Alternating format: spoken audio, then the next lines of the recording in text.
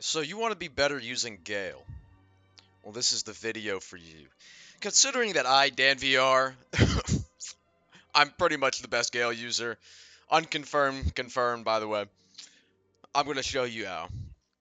The first thing you need to know about Gale is that your biggest strength is pressure, right?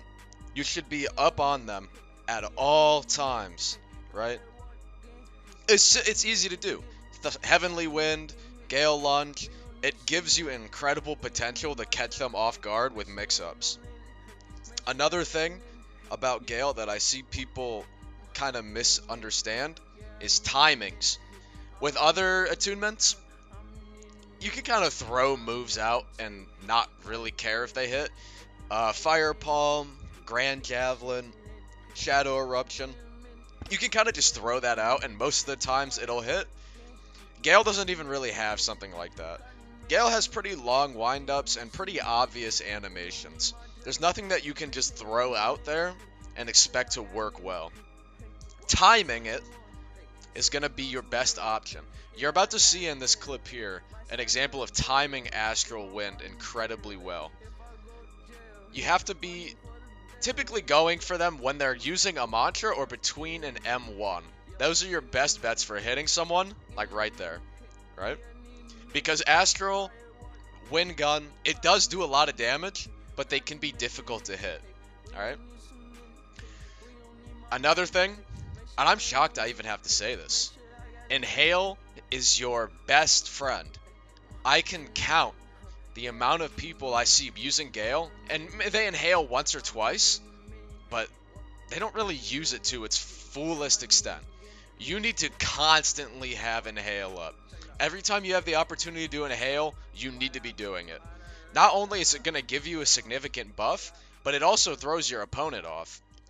As you can see in a lot of my videos, when I use Gale Lunge, I like to Inhale and then instantly reuse it. Midway through the fight, I'll go for a Gale Lunge. No Inhale, I'll just straight go for it, and they won't expect it, because they're going to expect me to Inhale. Gale is the only attunement that is actively rewarded for fainting. You need to take advantage of that at all times. When it comes to mantras, you need your core mantras being Gale Lunge, Astral Wind, Air Force, and Wind Gun. Lots of people like to use Heavenly Wind, they like to use Wind Carve. I'm not going to count the new mantra because that is mid as fuck.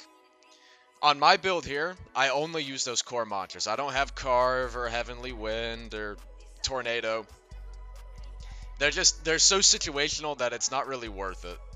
You just need those core abilities, and with those you need to refine your combos. Something that I like to do, and you see countless times in my videos, is I put pressure on them, right? I'm constantly beating on them. Gale Lunge, yada yada yada, I'm constantly hitting them. I'll jump and roll back and go for Air Force or Wind Gun. Most times you're able to catch people off guard. As you'll notice in a lot of your own fights, you guys will get into engagements, both people will roll back and go for their long range mantras. The advantage to Gale is specifically with Air Force is that while it does have a decent windup, it comes out almost instantaneous, right? Something like,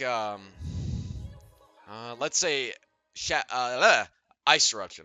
That takes a little time to get you. Only a second or two, but it still takes time. The moment the windup on Air Force is done, it's at them, it's hitting them. So start throwing that into your combos. Get your M1s in, start fighting them. When your close range mantras go on cooldown, make space, either with Gale Dash, which is a really good talent, or simply rolling backwards and going for that Air Force, or going for that Wind Gun. It is going to make such a difference. That's really it, man.